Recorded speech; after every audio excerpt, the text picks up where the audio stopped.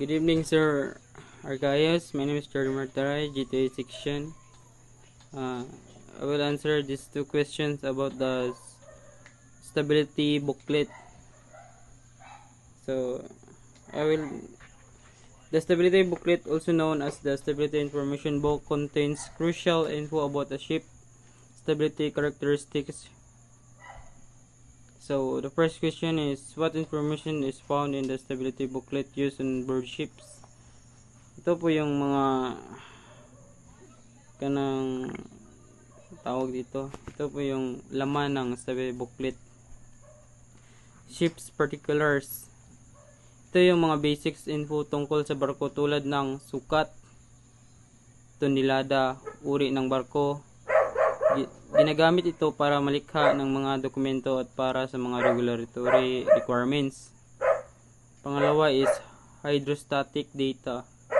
Ito yung mga data tungkol sa paglutang ng barko, gaya ng displacement, drop, trim. Ginagamit ito para malikha ng mga kalkulasyon tungkol sa stability at loading. Pangatlo is stability curve and tables. Ito yung mga graph at talahanayan na nagpapakita ng stability ng barko, or ZZ curves or right level curves, stability limits, at ginagamit ito para malikha ng mga desisyon tungkol sa loading at ballasting. Pangapat is loading conditions. Ito yung mga senaryo ng pagkarga, gaya ng ballast condition, cargo loading, homogeneous partial, etc.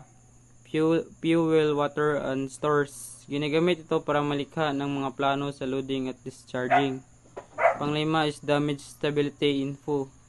Ito yung mga info tungkol sa pagtugon sa mga emergency, mga kondisyon ng damage, flooded compartments, mga pamaraan sa pagresponde. Ginagamit ito para malikha ng mga desisyon sa emergency response. Ang last is instructions for safe operation. Ito yung mga tagubilin para sa safe operation, mga pamaraan sa loading, discharging, and ballasting, mga limitasyon sa stability, at ginagamit ito para masiguro ang safety ng barko at crew. So, pangalawang question is, why is this booklet very important for seafarers? So, bakit napakahalaga ng stability booklet para sa mga seafarers? Kasi ang stability booklet ay isang napakahalagang dokumento para sa mga seafarer, dahil ito ang nagbibigay ng mga kinakailangang impormasyon upang masiguro ang kaligtasan at katatagan ng barko sa dagat. Narito ang ilang mga dahilan kung bakit napakahalaga ng stability booklet. Pinakauna is kaligtasan ng barko at crew. Ang stability booklet ay nagbibigay ng mga impormasyon tungkol sa mga limitasyon ng barko sa pagdala ng kargo, ballast, at iba pang mga bagay na nakakaepekto sa katatagan ng barko. Ito ay nakakatulong sa mga seafarers upang maiwasan ang mga aksidenteng at mga panganib sa dagat. Pangalawa is pagsunod sa mga regulasyon. Ang stability booklet ay isang kinakailangang dokumento ayon sa mga regulasyon ng International Maritime Organization o IMO at ng malokal na otoridad. Ang pagkakaroon ng stability booklet ay nagpapatunay na ang barko ay sumusunod sa mga pamantayan ng kaligtasan at katatagan. Pangatlo is pagpaplano ng mga operasyon. Ang stability booklet ay nagbibigay ng mga impormasyon tungkol sa mga kondisyon ng pagkarga at pagbaba ng kargo na nakakatulong sa mga seafarer upang magplano ng mga operasyon ng maayos at ligtas. Ang pinakahuli is pagtugon sa mga emergency.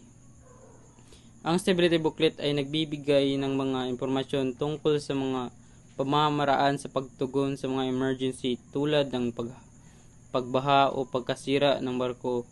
Ito ay nakakatulong sa mga seafarers upang makapagresponde ng mabilis at epektibo sa mga sitwasyon ng krisis. So, paano ginagamit ang stability booklet? Ang stability booklet ay ginagamit ng mga seafarers upang magplano ng mga operasyon ng pagkarga at pagbaba ng kargo. masiguro ang katatagan ng barko sa dagat at makapagresponde sa mga emergency, sumusunod sa mga regulasyon at pamantayan ng kaligtasan. So, yun lang sagot ko, sir. Thanks.